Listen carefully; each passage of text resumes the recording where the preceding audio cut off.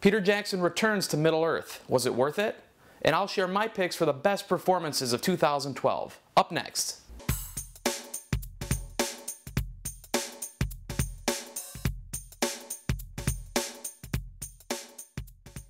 It's hard to believe that it's been 9 years since Lord of the Rings: Return of the King hit theaters, but we're finally treated to a film version of the tale that started it all.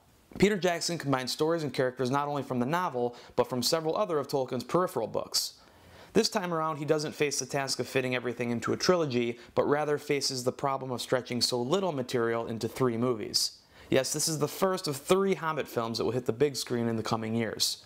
As an adaptation, Jackson does a good job of capturing the light and whimsy spirit of The Hobbit, but because the stakes aren't so high, the movie just isn't as impactful. Comparisons to the Lord of the Rings trilogy may not be fair, but they're also impossible not to make. Someone should have tried to rein Peter Jackson in, because this movie's filled with excess. This chapter feels more like an extended and bloated setup, where nothing major actually really happens. I was and am a huge fan of Peter Jackson and this series, but less would have been more. The Hobbit: An Unexpected Journey was an unexpected disappointment. Here's hoping that next summer's The Desolation of Smaug makes us forget about this overblown introduction. I give The Hobbit: An Unexpected Journey a C. As we near the end of 2012, over the next couple weeks I'll be revealing some of my best of lists for the year. This time, let's take a look at some of the best performances of 2012.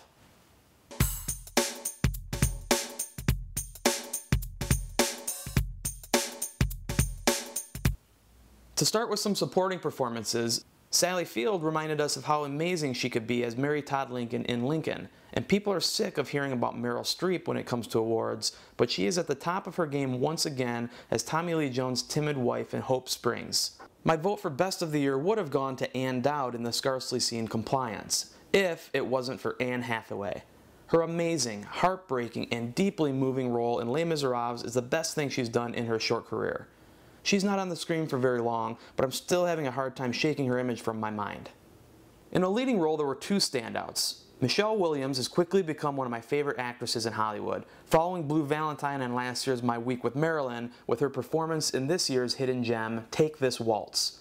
Then there is the great Greta Gerwig, who is getting critical acclaim for her role in the awful Damsels in Distress. Critics have the right actress, just the wrong role. In Lola Versus, she's nothing short of amazing, and her performance in that film is easily my favorite of the year. Both Leonardo DiCaprio in Django Unchained and Tom Cruise in Rock of Ages make my shortlist. I didn't love The Master, but I loved Philip Seymour Hoffman in it, and Benicio del Toro gives the year's best male supporting performance by far as the year's best bad guy in Oliver Stone's Savages.